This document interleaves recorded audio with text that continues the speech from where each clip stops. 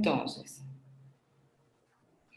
en nombre del Centro de Especialidades Anzoátegui, de Fundians y de Sotians, les damos la más cordial bienvenida a este primer encuentro virtual con pacientes del Club de Pacientes Diabéticos, que va a tener por conferencia, la primera conferencia la va a dar la doctora Mercedes Ocanto Salinas. Pero para comenzar, antes de comenzar, mi nombre es Ximena Sánchez, yo voy a ser la moderadora de la mañana de hoy, y vamos a darle la palabra, en primer término, al doctor Andrés Korchov, quien es médico anestesiólogo y es el presidente de la Junta Directiva del Centro de Especialidades Anzoátegui, que es el patrocinador de este importante primer webinar virtual para pacientes del Club de Diabetes. Adelante, doctor. Buenos días, a nombre de la Junta Directiva del Centro de Especialidades Anzoátegui, su Junta Directiva, sus médicos accionistas y empleados asistenciales y administrativos.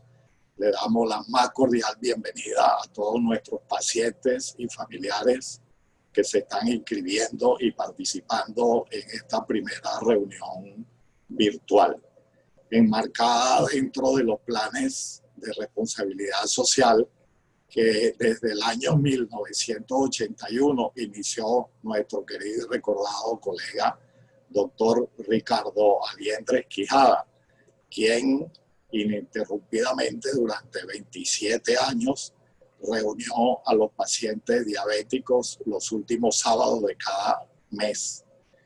A partir del 2007 quedó la coordinación bajo su discípula, doctora Mercedes Ocanto Salinas, quien será la conferencista del día de hoy en la reunión denominada Diabetes, Complicaciones Agudas. Queremos informarle que esta es la primera de múltiples reuniones de carácter clínico y quirúrgico que se va a constituir en un valor agregado para todos los pacientes y todos los médicos relacionados con el Centro de Especialidades Anzoátegui.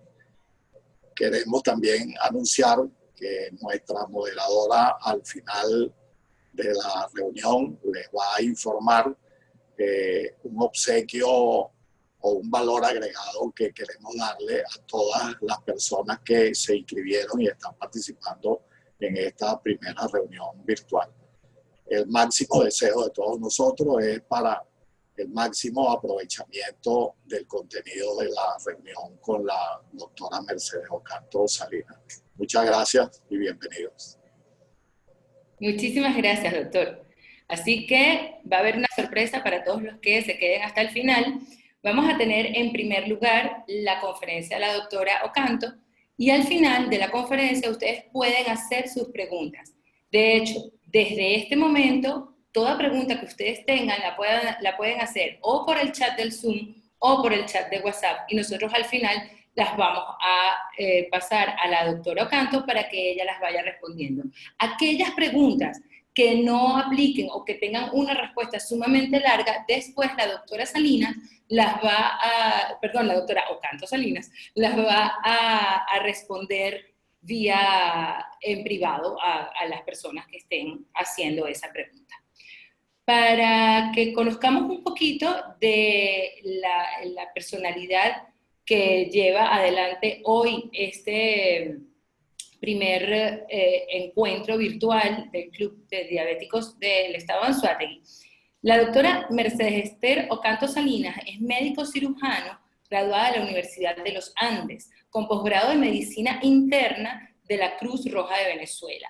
Es médico fundador y actual presidente de Fundians, Fundación Diabéticos Anzoátegui, integrante de FENA Diabetes, que es la Fundación Nacional de Unidades de Diabetes, y presidente de ASODIAN, Asociación Diabéticos de Anzoátegui, coordinadora del Club de Diabetes e Hipertensión Arterial, doctor José Gregorio Hernández, qué bonito que se llame ahora así como el santo nuevo nuestro, que funciona en el ambulatorio Boyacá 5 y es colaboradora activa del Club de Niños y Adolescentes con condición de diabetes tipo 1.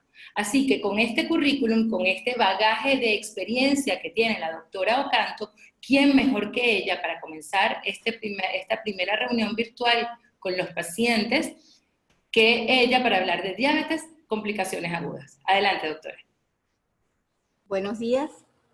Me van a disculpar, me voy a retirar esto para que me escuchen un poco mejor. Estoy sola en esta oficina, cumpliendo, por supuesto, con todas las medidas de protección con respecto a nuestra pandemia actual.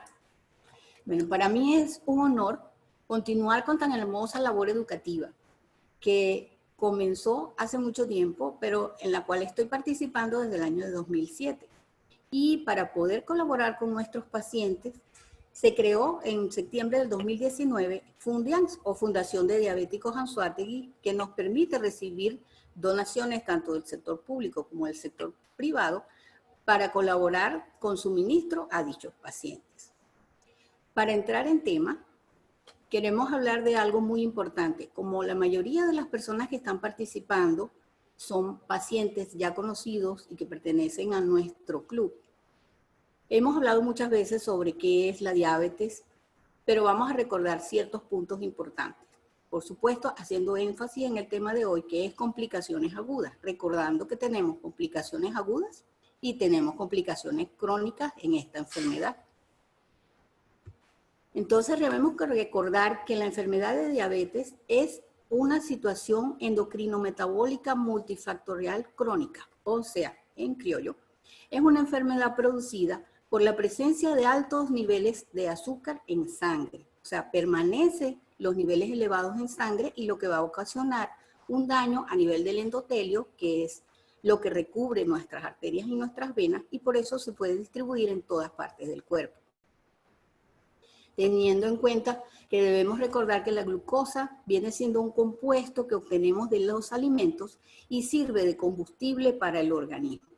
Entonces, esquematizando la situación, tenemos que hay un órgano dentro de nuestro cuerpo que se llama páncreas, en donde se produce una hormona que se llama insulina. Si usted tiene enfermedad de diabetes, su páncreas no produce la insulina o puede ser que su cuerpo tenga resistencia a la acción de dicha hormona. ¿Eso qué quiere decir? Que la glucosa no entra en las células a cumplir su función y se va a quedar circulando en la sangre, por lo que mantiene un aumento continuo de los niveles de azúcar en sangre. Entonces, entrando en las complicaciones agudas, tenemos las más frecuentes: hiperglicemia, hipoglicemia, cetoacidosis diabética y coma hiperglicémico o hiperglucemia. Recuerden que es sinónimo, podemos decirlo de las dos formas sin estar equivocando.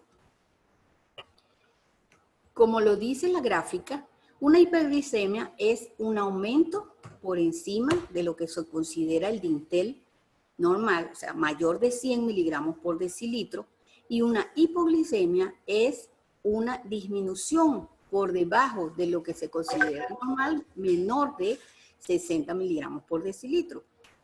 Entonces, si hablamos de una hiperglucemia o hiperglicemia, aumento de los niveles de glucosa en sangre de una manera continua. Y en el paciente con enfermedad de diabetes, existen varias causas que pueden ocasionar que, a pesar de tener su control y de mantenerse dentro generalmente de sus límites, tenemos algunas de ellas que nombrarles aquí, como son el aumento en el consumo de alimentos tipo carbohidratos, como los panes, el consumo directo de azúcar, sobre todo el azúcar de tipo refinada. Otra de las causas es el sedentarismo, sobre todo teniendo en cuenta si el paciente es obeso, y algún consumo de medicamentos que a veces son necesarios y los debemos utilizar. Entre ellos, el más frecuente es el esteroide, que nos va a provocar un aumento de los niveles de glicemia en sangre. Otra de las causas, en la situación actual, el estrés, también puede ocasionarlo de una manera indirecta.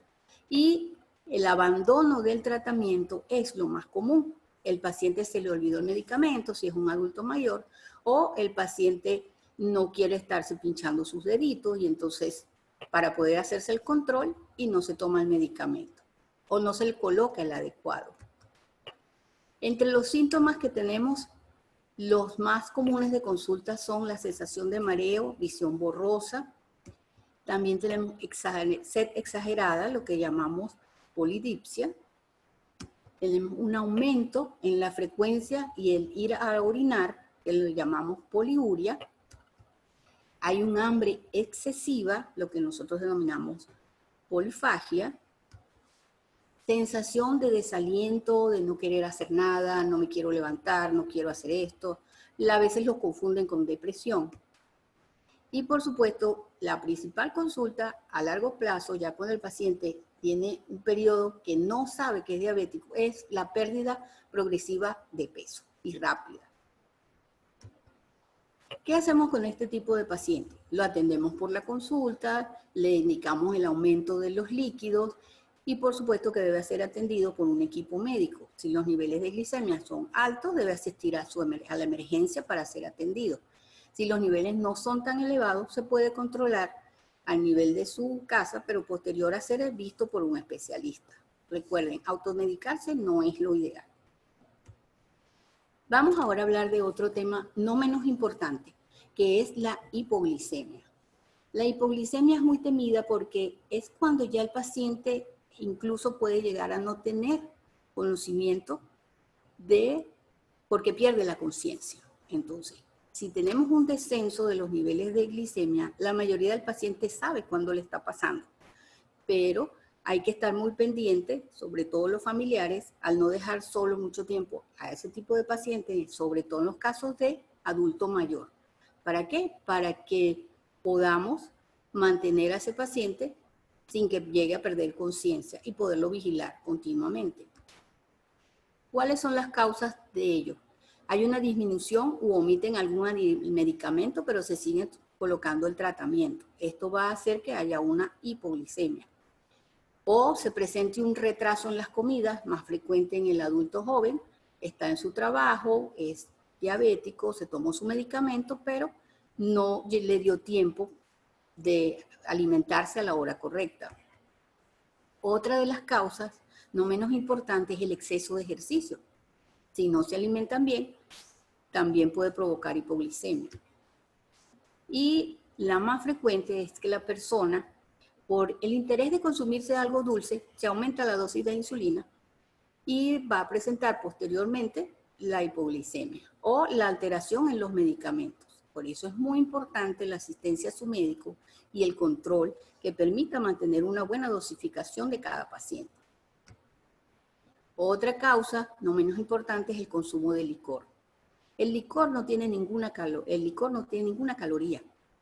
No tiene ninguna caloría en el sentido de que todo es vacío, no funciona, no nos da ningún nutriente, es la palabra correcta. Entonces, ¿qué es lo que debemos hacer? Tratar de evitar el consumo.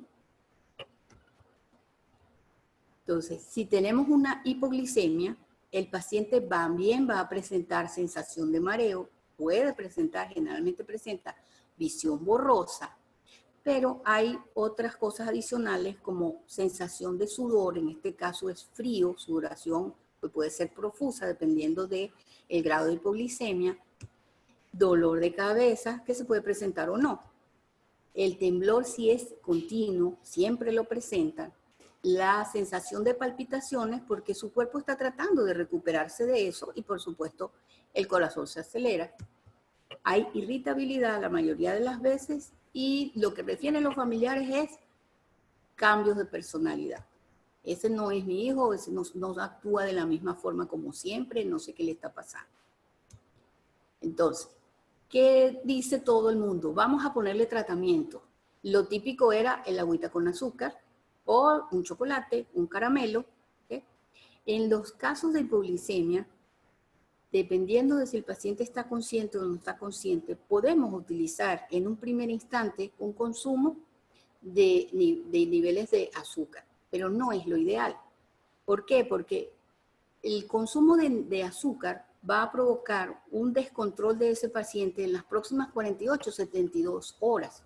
Entonces lo vamos a sacar de un proceso agudo y después tenemos que controlar a ese paciente por un mínimo de una semana para poderlo estabilizar de nuevo. Entonces, el consumo excesivo de azúcar en el momento de una hipoglicemia no es lo ideal. Si usted le da un pedacito de chocolate, le da un poquito de jugo azucarado, le da un caramelo, puede ayudar al paciente hasta llegar a una emergencia. Lo otro que debe hacer es suspender cualquier actividad física que esté haciendo si tiene todos esos síntomas, sobre todo sudor frío, sudoración excesiva. Mantenerse en relax para que logre superar la hipoglicemia, sobre todo en casos leves. Lo otro y lo ideal es adelantar su próximo alimento. ¿Por qué? Porque sus alimentos están controlados y tiene las cantidades necesarias de lo que necesita. Si usted adelanta ese alimento, se va a recuperar de la hipoglicemia y no va a ser necesario todo, ni va a provocar todos los cambios que ocasionaría mantenerse en hiperglicemia posteriormente por un periodo de tiempo. ¿Qué sucede en la hipoglicemia más severa? Cuando los niveles de glicemia son por debajo de 54 miligramos de decilitro. Entonces tenemos el caso de pacientes que se transforman en personas inconscientes. Allí sí la situación cambia, muy importante. Saber que si mientras el paciente está inconsciente no traten de darle alimentación, porque no es lo que conviene, puede ocasionar mayor complicación. Entonces, lo ideal con ese tipo de paciente es trasladarlo al centro más cercano de atención médica, donde él pueda recibir sustancias de tipo endovenoso como glucagón, soluciones glucosadas, dependiendo de los niveles que le consigan allá, y poder recuperar lo más pronto posible a ese paciente. Ahora hablamos de una cosa muy peligrosa que se presenta, gracias a Dios, en menos ocasiones en nuestros pacientes. Sobre todo se nos presentan en los diabéticos tipo 1. La cetoacidosis diabética, ese nombre tan grande, pero importante, es una afección que va a poner en riesgo la vida del paciente. ¿Eso qué ocurre? El cuerpo de la persona ya no solamente se trata de que tenga elevada la glicemia, sino que su cuerpo empieza a utilizar su propia grasa, sus células de grasa, y a transformarlas en sustancias tóxicas como son la cetona. ¿Eso qué va a ocasionar? Que la sangre se vuelva un poco ácida y viene una alteración directamente a la parte respiratoria. Esto afecta a las personas que ya tienen enfermedad de diabetes, pero es el primer signo de diabetes tipo 1 en quienes no han sido diagnosticados. Y generalmente es con lo que debutan nuestros pacientes menores de 18 años en las emergencias. Entonces tenemos que una cetoacidosis diabética da también una mayor frecuencia en la necesidad de orinar. Vamos a tener una sed excesiva, náuseas, vómitos, se agrega el dolor abdominal, la sensación de debilidad extrema o fatiga, y es muy característico la falta de aire. El paciente tiene una respiración rápida, se siente que se ahoga, trata de respirar, pero como que no consigue el aire para poder introducirlo a sus pulmones. Eso da una sensación de angustia terrible, es como si te estás asfixiando. Y una de las características es el aliento a olor a fruta, que generalmente lo asociamos con olor a manzana. Además de la confusión que ocasiona el paciente. El paciente está confundido. Entonces, nosotros los médicos tenemos muchos marcadores que nos indican qué está ocurriendo en la parte interna de ese cuerpo. Entre ellos, por supuesto, ya hemos hablado del principal, que es la hiperglicemia. En el caso de una cetoacidosis diabética, la hiperglicemia es mayor de 300 miligramos. ¿Esto por qué es tan importante? Porque tenemos que los valores que deberíamos tener las personas de glicemia van entre 70 y 100 miligramos de decilitro. Si ya la persona tiene enfermedad de diabetes, quiere decir que ya ella subió a un dintel por encima de 126 miligramos de decilitro. Ya la persona tiene enfermedad de diabetes.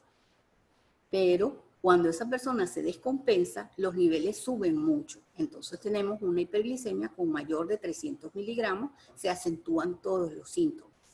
Hay lo que llamamos nosotros acidosis metabólica, que es la sed de aire, la cantidad la dificultad que tiene la persona, la alteración interna a nivel del sistema respiratorio que ocasiona eso.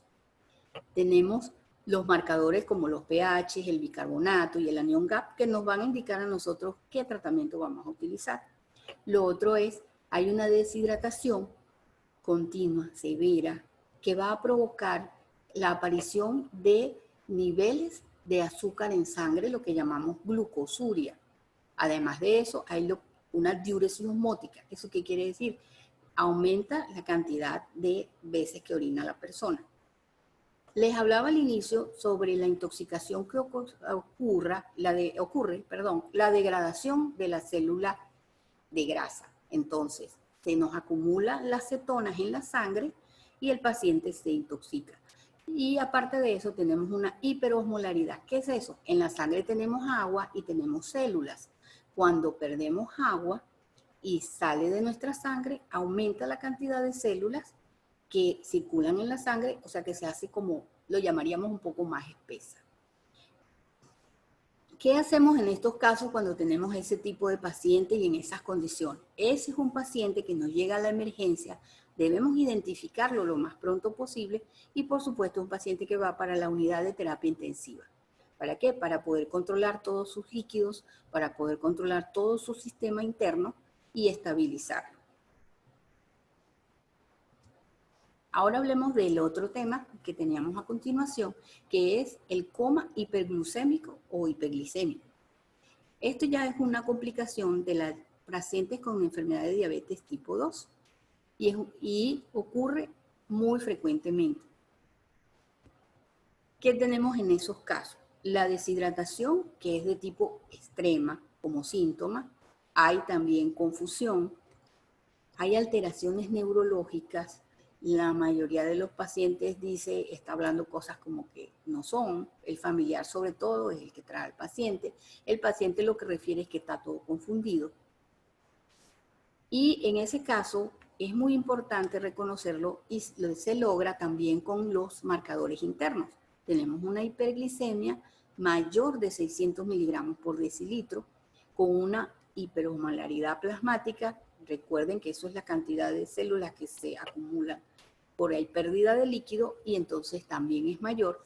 Y lo importante es que aquí no hay la intoxicación con las cetonas. Entonces, este es un paciente que también debe manejarse con muchísimo cuidado y lo debemos hospitalizar, colocarle su insulina y manejar bien los niveles internos de ese paciente. Estos son las 4 de las complicaciones agudas que puede presentar cualquier paciente con enfermedad de diabetes. Entonces debemos hacer algo muy importante, que es prevención. ¿Cómo hacemos la prevención? Nuestros pacientes deben recibir su medicamento indicado por el médico, no automedicarse. El medicamento que reciben, sea de tipo oral, o sea, insulina, debe ser a la dosis ya prevista y en el horario que ya está indicado. Mantener un régimen alimenticio adecuado lo más sano posible, sin eliminar alimentos. Una de las situaciones importantes es que tienden a eliminarse todas las comidas. Nadie aguanta eso. Lo ideal es que mantenga un régimen alimenticio saludable, dirigido por un nutricionista, es lo mejor. El consumo de agua es muy importante. Esto va a hacer mantener al paciente lo menos deshidratado por cualquiera de ninguna de las causas, tanto sean agudas. De por sí, ya el paciente con enfermedad de diabetes tiene una deshidratación. Entonces es muy importante mantenerse bien hidratado. El control. ¿Con qué hacemos el control? El control lo hacemos a través de los glucómetros, que son los aparatitos con los que medimos la glicemia. ¿Cuándo se va a medir la glicemia? Cada paciente es individual, así como cada paciente debemos individualizarlo y colocarle tratamientos como si es vía oral, tabletas, o si es insulina, vía subcutánea. Cada paciente tiene una dosis diferente. ¿Por qué? Porque cada persona es diferente, cada persona pesa diferente. Y las dosis van de acuerdo al peso de la persona. Importantísimo, a la hora que le indiquen su insulina es cuando se la debe colocar. Existen diferentes tipos de insulina actualmente en el mercado y cada día conocemos más. Están tratando de colocar y probándose todavía a nivel de animales, no ha llegado a la experimentación en humanos, de la insulina que se va supuestamente a colocar una vez a la semana. Imagínense qué maravilla. Esperemos que eso llegue pronto. ¿Qué hacemos con nuestros pacientes, sean niños o adultos? Los enseñamos a cómo controlarse, a cómo colocarse los medicamentos, y también existen en el mercado aparatos como las bombas de insulina que colaboran, sobre todo en el caso de los niños, que es el que mejor se puede controlar la parte alimenticia, las actividades físicas que realiza, todo lo que hace un niño se controla mucho mejor que todo lo que hace un adulto. Entonces en ellos las bombas nos han dado muy buenos resultados, sin olvidarse de medirse la glicemia capilar. Capilar es el pinchazo en el dedo.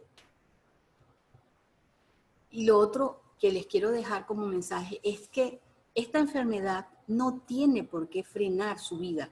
Ustedes no tienen ningún límite. El límite se lo pone uno mismo.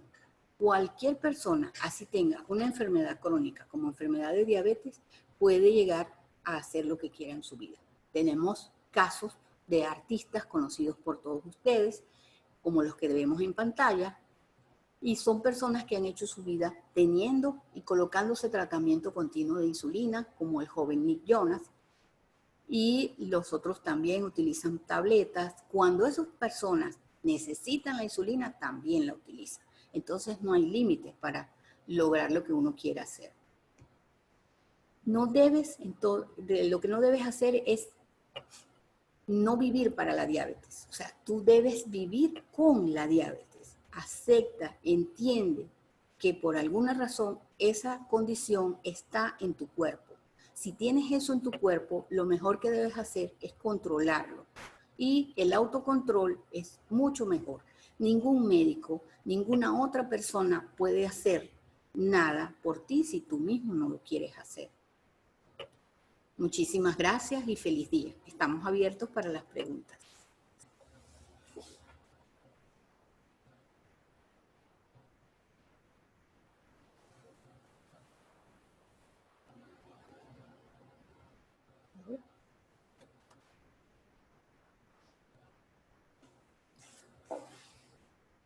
Bueno, muchísimas gracias, doctor. Excelente ponencia. ¿Puede pasar la próxima, doctora, por favor? Pasa. Eso, perfecto. Entonces, ¿qué preguntas tendrán? Si tienen preguntas, ya nosotros tenemos aquí algunas preguntas que hemos recibido. Queríamos saber si tienen, vayan haciéndolas mientras que vamos nosotros por aquí. Déjenme buscar las preguntas por acá, un momentico. La primera pregunta es, doctora, por favor, aclárenme la diferencia entre un paciente diabético tipo 1 y un paciente diabético tipo 2. Ok. Los pacientes los dividimos dependiendo de cómo funciona su organismo. Los pacientes diabéticos tipo 1, que generalmente son niños, adolescentes y adultos jóvenes, ese paciente no produce su páncreas insulina y por ello, desde el momento que se diagnostica como paciente diabético tipo 1, va a recibir insulina y va a continuar recibiendo insulina. Muy bien. El diabético, el diabético tipo 2 es aquella persona que generalmente es un adulto y puede presentar niveles de glicemia donde intervienen múltiples factores como puede ser la obesidad, los cambios en el alimento, aquellas personas que tienen un ayuno muy prolongado, entonces en el transcurso de su vida gastan demasiado la insulina que produce el páncreas y también se transforman en diabetes. Vale, esos son los tipos. Los tipos 2. Ahora, doctora, la señora Sonia de Rondón pregunta, ¿una persona con azúcar de 127 se puede determinar como diabético? Ok, muy buena pregunta. Eso depende de cuántas veces le han hecho el examen.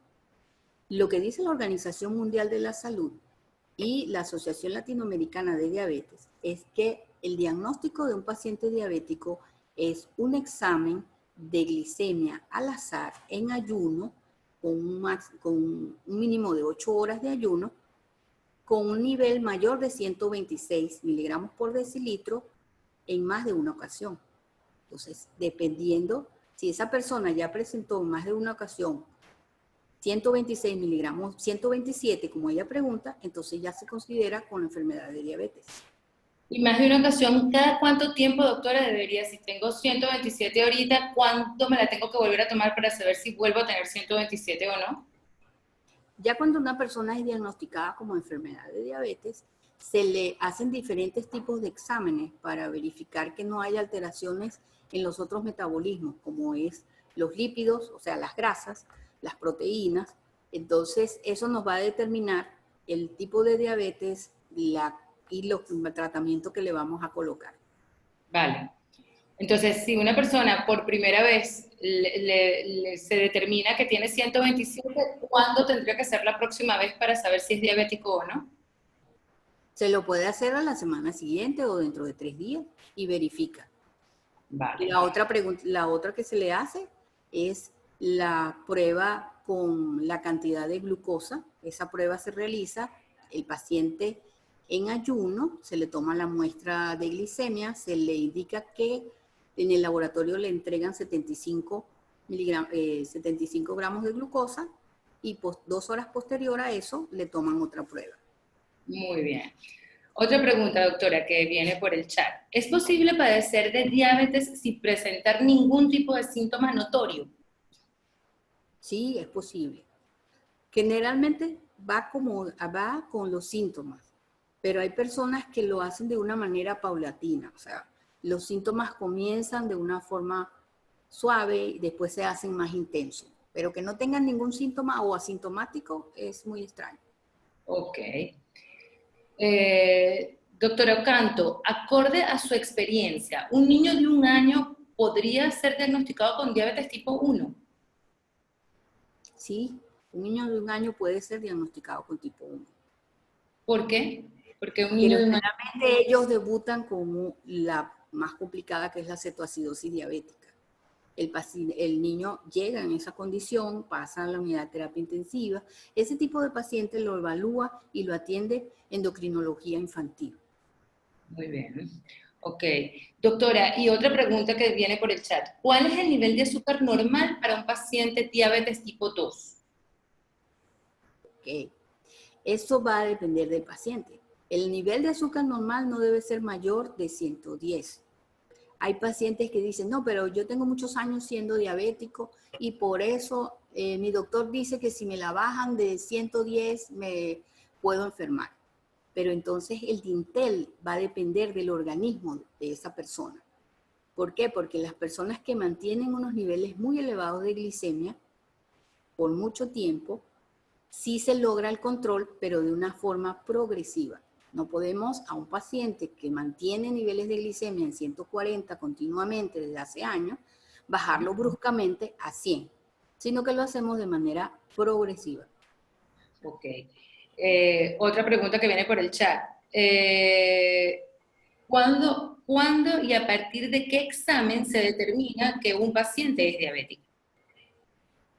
A partir del examen, como les dije, de la glicemia. Si tenemos una glicemia al azar, en ayuno de 8 horas, mayor de 126 miligramos por decilitro, en más de una ocasión, estamos hablando probablemente de un paciente con enfermedad de diabetes. Muy bien. Doctora, ¿un paciente en hemodiálisis puede recibir tratamiento con HO y o insulina, con hipolipemia antes, me imagino? ¿Y o insulina? Sí, un paciente con diálisis depende de los niveles. Esos pacientes se les realiza su diálisis porque ya no tienen la función renal, pero lo ideal es controlar los niveles de glicemia. Si están muy elevados, utilizamos insulina. Ok. Isaura Martínez, soy paciente tipo 2. ¿Es normal tener trastorno del sueño? El trastorno del sueño no es tan común en un paciente con enfermedad de diabetes, a menos que esté mal controlado. Pero si está bien controlado y sus niveles están bien, no tiene por qué. Ok. Por aquí tenemos otra pregunta. Denme un momento. Se me fue. Se me fue del grupo. Ajá. el estado hiperosmolar como complicación aguda de la diabetes mellitus se observa frecuentemente en individuos portadores de diabetes tipo 2. El hiperosmolar. Ajá. Estamos hablando, se observa no tan frecuentemente, pero se puede presentar. Se puede presentar. Ok. Dice, reconozco que no cumplo regularmente como paciente diabético con las medidas dietéticas ni con los hipoglicemiantes, razón por la cual he presentado cetoacidosis diabética con falta de aire y mi médico me ha informado que presento un tipo de respiración llamada Kussmaul. ¿Me podría explicar qué es esa respiración Kussmaul? Esa es la respiración que ocurre cuando la persona, lo que llaman comúnmente sed de aire. La persona trata de introducir el aire a sus pulmones, ¿verdad? No Pero le llega. no logra llenarse, no llega. Entonces, es una respiración entrecortada que lo que hace es que aumente el trabajo de tipo respiratorio de la caja torácica y la caja torácica y la parte la muscular se cansa, se agota si eso perdura mucho tiempo. Por eso es que ese tipo de paciente se pasa a la unidad de terapia intensiva. Si eso está muy acentuado, es el tipo de paciente que es necesario entubar, colocar a un ventilador mecánico que es el que va a respirar por esa persona mientras pasa el proceso. Así que mejor que cumpla, ¿no? Es mejor que cumpla. Mejor que se haga su tratamiento como debe ser. Sí, aquí el señor Ángel Morales pregunta, ¿qué opina del conteo de carbohidratos en la alimentación para el control de la insulina en tipo 1? Eso es excelente. Es lo principal que le enseñamos a los papás y a los representantes o cuidadores de niños con tipo 1. La parte nutricional es básica. Y por eso vieron una imagen en la presentación que somos un equipo multidisciplinario. No es un paciente para ser atendido por un solo médico. Es un paciente para ser atendido por el endocrinólogo, el internista, el nutricionista, dependiendo de las complicaciones que presenta. Más adelante ya hablaremos sobre las complicaciones crónicas. Entonces ese tipo de paciente va a necesitar otros médicos. Ok. ¿Y cuál sería la cantidad de carbohidratos o eso hay que individualizarlo por paciente? Es totalmente individual porque depende del peso del paciente, de la cantidad de proteínas. Para eso se le solicita las proteínas totales y fraccionadas y nos va a decir cómo está funcionando. Y por supuesto la función renal, que es esencial. Y eso quiere decir, por ejemplo, que los pacientes que tienen diabetes tipo 1 y quieren ser, por ejemplo, deportistas de alta competencia, tienen que tener también un conteo de carbohidratos especial. Sí, ellos tienen un control y hay muchos pacientes que es deportista y se han presentado atletas olímpicos que son diabéticos. O sea que sí se puede, sí pueden hacer. Como les decía, todo se puede hacer. Qué bueno. Ahora, doctora, acorde a su experiencia, ¿qué porcentaje de pacientes con diabetes presentan disfunción sexual? La disfunción sexual se considera ya como una de las complicaciones crónicas y es mucho más frecuente, por supuesto, en el adulto y dependiendo del daño endotelial. Recuérdense que al inicio estábamos hablando que los niveles elevados de azúcar en sangre por un periodo de tiempo muy largo es lo que va a hacer el daño endotelial. Para que haya una buena erección, el paciente tiene que tener muy buen funcionamiento del endotelio, o sea, de las arterias. Si eso falla o está alterado, entonces viene la disfunción sexual. Ok.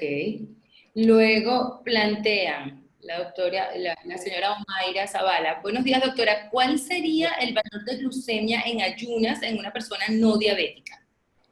El valor es entre 70 y 100. Vale. Y si tiene 100, tendría como que chequearse, ¿o no? Si tiene por encima de 100.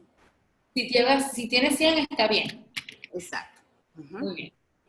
Otra vez, Cidagon, o sea, que no aparece el nombre de la persona, sino el título del computador desde el que hace la pregunta y por eso no lo puedo nombrar. La hemoglobina glucosilada, ¿cada cuánto tiempo se puede solicitar en el marco del control de este tipo de pacientes? Reinaldo Márquez. Gracias, Reinaldo. La hemoglobina glicosilada es muy importante porque ella nos va a indicar los últimos 3 meses qué ha pasado con esos niveles de glicemia en ese paciente. Y generalmente la solicitamos cada 4 meses. Muy bien. Entonces, cada 4 meses es la respuesta. Por aquí hay otra pregunta. Deme otro momentico. Como vamos por varios lados a la vez. Ok. Las embarazadas pueden presentar diabetes como parte de su proceso gestacional. Eso. Sí, cómo no.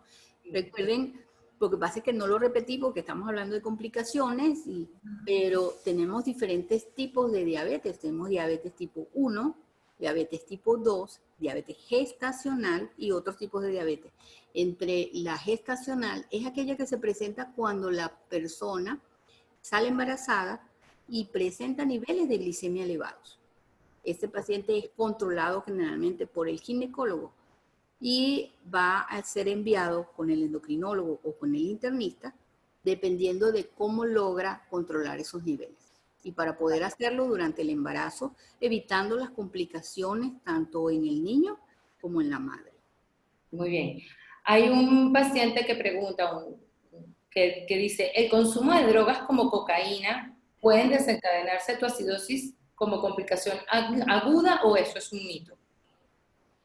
La mayoría de las sustancias de tipo estimulantes pueden ocasionar situaciones diferentes, pero es porque al recibir ese tipo de alucinógenos, de sustancias estimulantes, pierden el control y consumen alimentos generalmente con abundantes carbohidratos. Si eso se acentúa, puede llegar a presentar una cetoacidosis diabética. Recuerden que es unos niveles de glicemia mayor de 300. Ok. Y dice, soy diabético tipo 1 y la pregunta es, si me administro inadecuadamente o omito alguna dosis de insulina, ¿puede desencadenarse cetoacidosis diabética? Eso depende de tu control. Si tú eres un paciente diabético tipo 1 con unos niveles de glicemia adecuados o que tu médico considera adecuados entre 100, 120 en la mañana, 110, 120, a menos que, aparte de suspender el medicamento, consumas algún carbohidrato en exceso y llegue la glicemia a ser tan elevada, puedes presentar. Ok. A ver, doctora, aquí hay unos comentarios interesantes. José Gregorio Figueroa dice, prevención es igual a tratamiento más dieta más agua y la actividad física, es decir, los ejercicios. Sí, esas son lo que llamamos las 4 puntos cardinales para el control de un paciente. Mantener el medicamento, el control de los niveles de glicemia, la actividad física y la hidratación o el consumo de agua. Okay. Este señor José Gregorio Figueroa además nos agradece y le parece excelente la oportunidad de esta reunión. Muchas gracias a usted por participar. Muchas gracias. Por aquí la señora o doctora, no sé, Elisani Sánchez, hace un comentario interesante. La disfunción sexual no debe ocultarse al médico, es un predictor de enfermedad cardiovascular temprana. El médico debe identificarla desde la primera consulta, tanto en pacientes con diabetes y prediabetes. Por eso digo que debe ser alguien vinculado con la salud, ¿no? Para hacer una... Ella es una amiga y una excelente colega. También pianista. Gracias por el comentario, Eli. Tiene toda la razón. Y luego dice, Carmen Medina dice, doctora Ocanto, excelente iniciativa. Gracias por su aporte con la comunidad y gracias también al Centro de Especialidades Anzoátegui. Bien, creo que ya no tenemos más preguntas que hayan quedado en el... ¿Hay una arriba donde? Sí. A ver,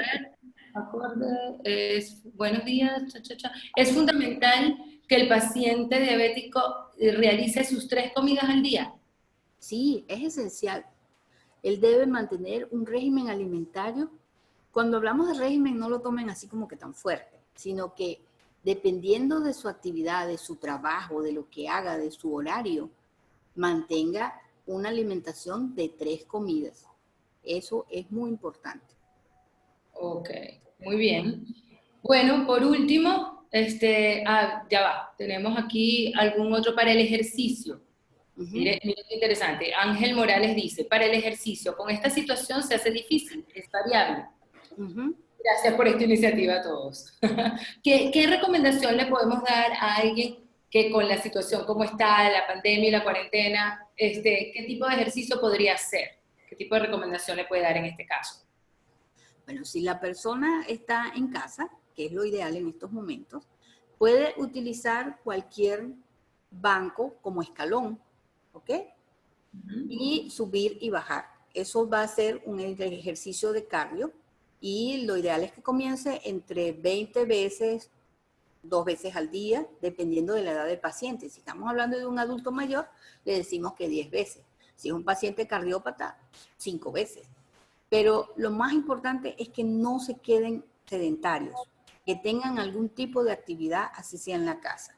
A veces le digo tengo pacientes, por supuesto, que están en sillas de ruedas, pero ellos hacen ejercicios con sus brazos y con su torso. Se pueden mover hacia adelante, se pueden mover hacia atrás, pueden levantar cualquier objeto no mayor de 1 kilo y hacer ejercicio con sus brazos.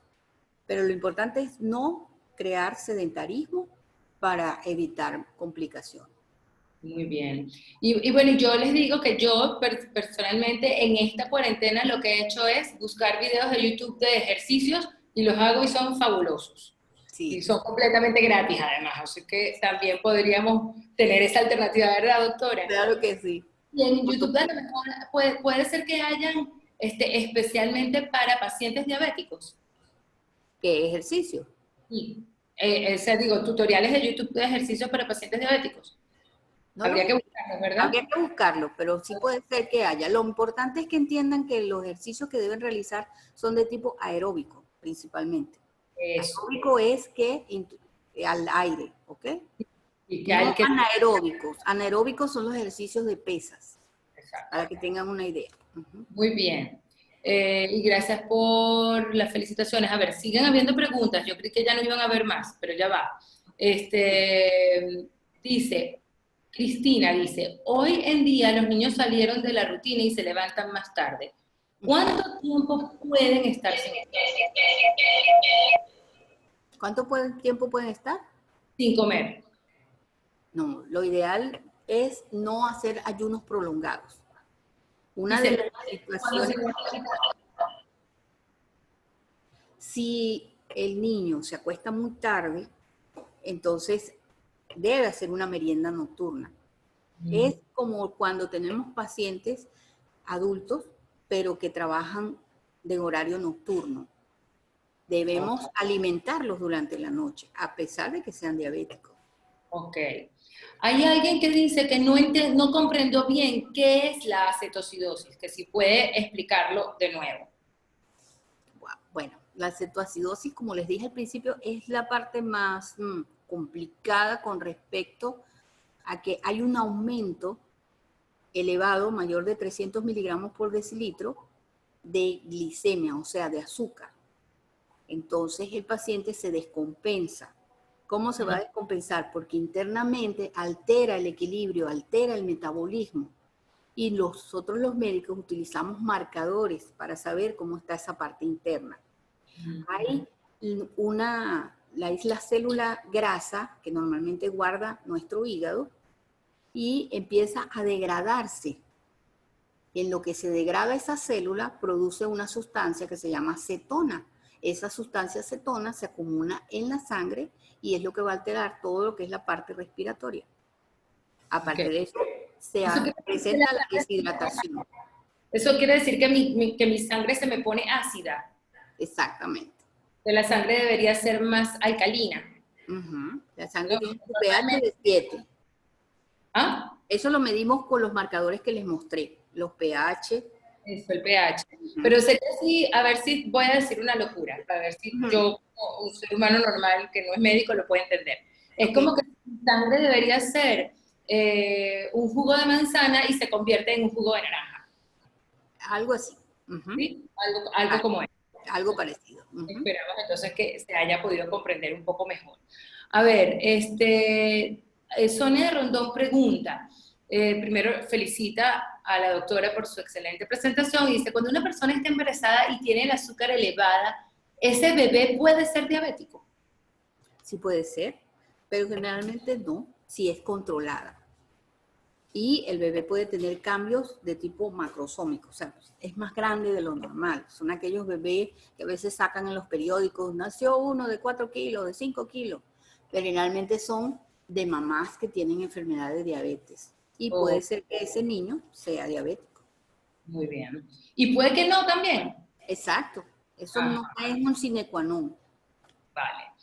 Ahí dice, doctora, consejos para los familiares de un paciente con diabetes, porque es difícil cuando el paciente no acepta su condición, cuando el familiar conoce las complicaciones que esto puede traer, pero el paciente no lo acepta. El proceso es agotador, así que esta persona está agotada, obviamente. ¿Qué le podemos recomendar? Lo ideal es no contradigas a la persona, ni trates de controlarla. Simplemente muéstrale lo que le puede pasar a su cuerpo si continúa con ese descontrol. Y él va a entender que él mismo se está haciendo daño. Si la situación es muy avanzada, no logra, entonces lo ideal es que utilice a un médico especialista en psicología o a un psiquiatra para que le ayude a manejar ese tipo de situación. Muy bien. Creo que hay un último mensaje por aquí que dice, la condición de comorbilidad, este también es del doctor, digo del doctor, sí. Este es un mensaje del doctor Korchov, de Andrés Korchov. Dice, la condición de comorbilidad de la diabetes mellitus debe ser el faro que ilumine el estricto cumplimiento de las indicaciones en tiempos de pandemia. Uso del tapabocas, lavado de manos y distanciamiento social. Y creo que el planteamiento, este es un planteamiento excelente como para cerrar algún comentario de cierre, doctora. Ya va, un segundo, aquí hay otra preguntita, por último. No es de embarazada, pero dice, una embarazada que hace diabetes en esta etapa, luego de dar a luz, ¿puede quedar curada de esta enfermedad o se mantiene diabética? Muy frecuentemente el periodo es durante el embarazo. Posteriormente a la evacuación a través de una cesárea o el parto, la persona no queda con enfermedad de diabetes, pero puede suceder que sí, porque influyen mucho los factores múltiples como la parte alimenticia, el ejercicio físico y la condición de la persona. Vale, esa fue una pregunta también del señor Reinaldo, que ya había preguntado varias veces. Muchísimas gracias a todos por su participación. Para cerrar, vamos a le vamos a dar la palabra al doctor Korchov para que se despida. Bueno, muchas gracias a nombre del Centro de Especialidades Anzoátegui en sus 49 años de funcionamiento ininterrumpido, a su junta directiva, a sus médicos accionistas, a todo el personal asistencial y administrativo, y agradecer profundamente a todas las personas que participaron en esta primera reunión virtual de las tantas que vamos a continuar haciendo, como lo dije anteriormente, para las condiciones clínicas de esta condición de diabetes, para otras condiciones clínicas y quirúrgicas, para que se constituya en un valor agregado para todos nuestros pacientes y para todos nuestros médicos. Y tal como lo decía Mercedes, ratificando la sugerencia que acaba de leer Ximena, nuestra moderadora, hay que aprender a vivir con la diabetes y no vivir para la diabetes.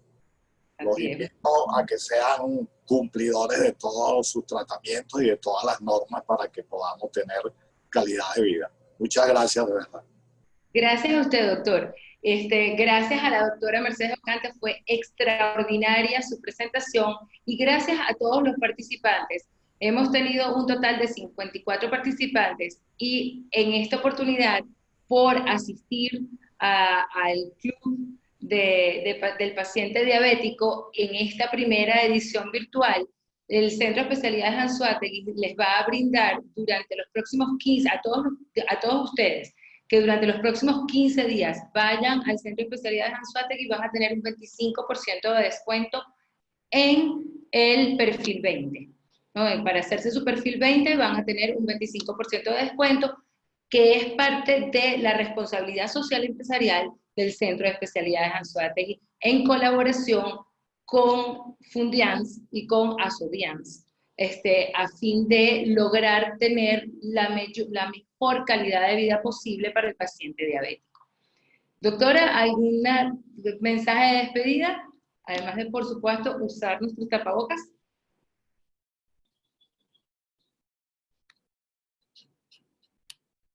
Está reinicia el audio. Ya va. Ya va, doctora, que le estoy reiniciando el audio, no sé por qué. Ajá, ya. ¿Ya? Ya. Sí, un mensaje final, por favor, a todos mis pacientes y a todas las personas que escuchen. Deben tratar de mantenerse controlados. Eso es lo que hace que una persona se mantenga bien y sea feliz en este mundo. Por otro lado, no olviden que estamos en un periodo de pandemia. Lavarse las manos, llevar todas las recomendaciones que se les han dado en muchas oportunidades y, por supuesto, el uso del tapaboca. Muchísimas gracias por haberme escuchado. Espero que haya sido de utilidad y que pasen un lindo y feliz día. Gracias, y recuerden, distancia social y cercanía emocional. Exacto. Hasta luego. Hasta luego.